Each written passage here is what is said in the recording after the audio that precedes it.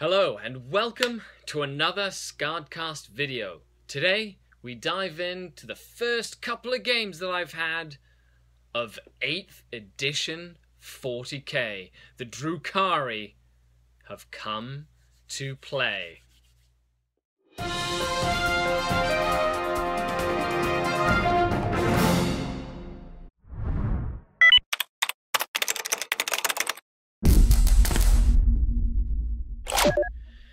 Hello everyone, and welcome to another SkaredCast video.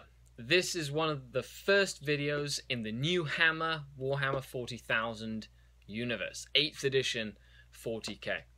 Now, I've been playing the game for a very long time, since about 3rd edition. And the new edition has hit us like a ton of bricks. The pre-releases are up, make sure that you get involved. But Warhammer 40,000 has had many different iterations throughout its entire existence. And now they've released a very dynamic, fast-paced game that I feel will appeal to a lot broader audience than just the hardcore gamers. They've cut the bloat and brought in the game. So, I've had a couple of games. We're going to go through a quick slideshow. I'm going to show some pictures and really touch on a few things that mattered to me and that were interesting to me. When the full release is up, I will be doing a full tactical series. So, if you like my style of tactical videos, make sure you subscribe to the channel and you'll keep up to date, mostly with the Dark Eldar, but I will be talking about missions and parameters and combos. And if you want to improve your game while staying around a positive environment like here on SkaredCast, make sure that you get involved. A big shout out and thank you to the patrons who make this possible. The link is down below if you'd like to help out. Thanks to the support, I get to do things like get in on special releases and things like that as well. So I really appreciate your guys' support. And let's dive right in. I've been playing with the Dark Eldar, the Druhkari as they're called now, and I've had a couple of games, very interesting, and I really like the dynamic of what is shaping up to be 8th edition. Let me know down below in the comments if you've played a game already, and the biggest thing is, what do you feel is going to be the name of the game in this new edition? If you played any of the other editions, what do you like that's similar or dissimilar to the other editions from all the way back as 3rd edition?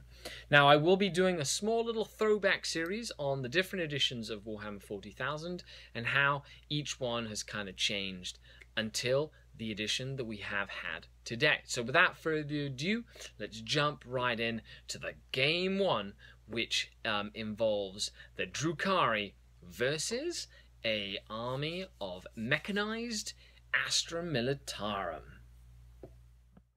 So let's begin with the 1,000 points of Dark Eldar. A couple of units of Cabalite Warriors, a Succubus, Mandrakes, Hellions, Ravager, 2 Venoms, a Raider, and a unit of Witches. We were playing Big Guns Never Tire.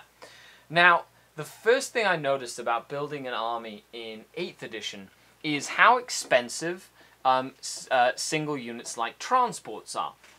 Venoms and Raiders being upwards to about 100 points apiece. Very different than in 7th edition, any other edition. But what was apparent was that they were worth their points, as the Imperial Guard player had first turn and lined up his Chimeras.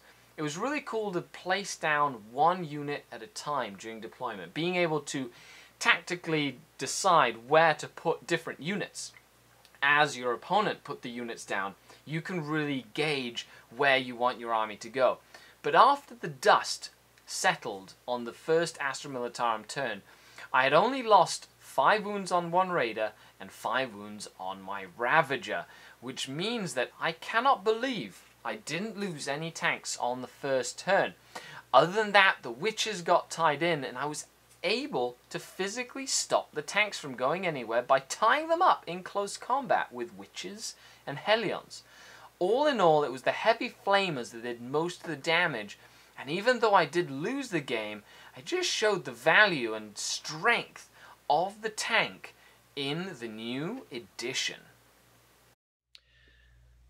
And there you have it. That's game 1. Astra Militarum, Chimeras, and Leman Russes. And I didn't lose a raider on turn 1. So let's just say that is very exciting as a Dark Eldar player. Had I been playing 7th edition with a bunch of Venoms and a raider and hadn't been able to null deploy against an army of Chimeras, they would have died and I would have just been left out in the open. So on to game number 2, where I take the Druhkari once again, modifying my army a little bit from the first game to bring in the Scourge. Didn't bring in the Scourge, no, but I did bring in the Mandrakes again, and I kind of tweaked the Cabalite warrior units just a little bit to make it a game in and of itself. So let's move on as I battle Dante and Mephiston of the Blood Angels. So we start our game once again of Big Guns Never Tire on a blasted landscape.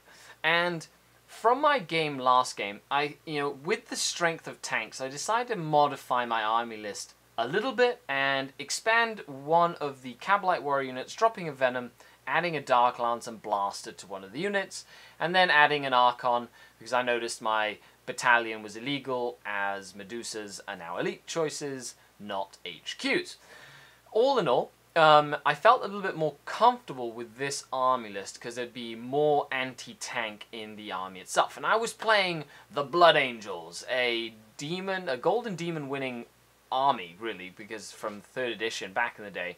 Venerable Dreadnought, Mephiston Dante, Devastator Squad, Tactical Squad, and a Sanguinary Guard unit as well. So all in all, a variety of different things, and we were going to see how they would face off in the game. So in the first, my opponent had first turn because their army is smaller. So the way this works is if your opponent finishes deploying first, they choose who goes first or second. So small elite armies will more than likely have initiative over larger unwieldy armies as well. The right flank, or my right flank, was dominated by some Devastators. Now here we were able to see showcased the strength of split fire, as the Devastator squad loadout had a las cannon, a plasma cannon, and a couple of heavy bolters, but he was able to split fire to shoot the las cannons at the tanks and, say, the heavy bolters at the witches, who, although were tied into the Dreadnought was able to fall back, exposing the witches to some very heavy firepower in the center of the board. Now, witches can tie units in combat, but not vehicles. This meant that they were really exposed fighting the Dreadnought. Now, we also had the Sanguinary Guard and Dante come in via Deep Strike Reserve down in the bottom, and it's really cool not having to roll for reserves and not having to roll for Deep Strike. And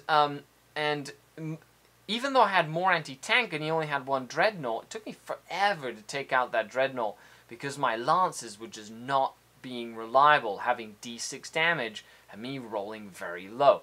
The Succubus went toe-to-toe with Mephiston and got slaughtered because he is quite nasty in combat. And other than that, I essentially got almost tabled. I only had the Mandrakes left at the end of the game, but just showcased how a combined arms approach is just as powerful as any sort of MSU army. And I love the flavor that we're getting out of all these different armies in 8th edition. And we're back. And after that game, holy moly, what a absolute slaughterfest. I had one Mandrake left at the end of the game, and I had to tap out because that was it for me. But we got to see the showcase of psychic powers and dreadnoughts, venerable dreadnought nonetheless, as well as, you know, deep striking jump pack marines and witches in combat. And, you know, all in all, I am very excited about the new edition. I don't want to hold you guys too much. There's lots of different reviews on the actual game going on right now, so make sure you check out Tabletop Tactics and all the other big releases like SEO, Battle Reports, and you know, any of the other things, as well as all the stuff they've done on Frontline Gaming, because they were playtesting. They actually helped playtest the game, so make sure you check them out as well. Thanks a lot for tuning in. I'm Skari, your grateful host. If you really enjoyed this video and you like the Druhkari, share the video with your friends, click that little sub button, and thanks a lot to the patrons. You guys make it possible. Till the next video, please leave a comment if you'd like to see anything, ask me questions, and I will answer your direct interaction as we all learn how to best play the Druhkari in the new edition here on SkaredCast. Skari, your grateful host, and I'm saying this to everyone. The Dark Kin.